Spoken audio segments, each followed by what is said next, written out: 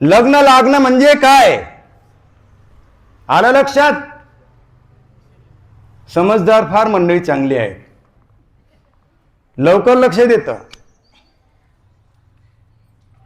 लग्न लागलं म्हणजे झोळीशी जसं लग्न लागतं, म्हणजे तो परब्रह्म परमेश्वराला अधीन होतो, म्हणितलं करतो, आचाराचं पहिल्या वचनाचं पालन करतो, तो आचारस्थळाचं. असा तो लग्न लागल्यानंतर मात्र या स्त्रियांचा पती पुरुष असतो, परंतु परमेश्वर हा स्त्रियांच्या नव्हे, पुरुषांच्या नव्हे, सर्वच जीवजातीचा पती आहे. तो तिथं लिंगाचा प्रश्न नाही.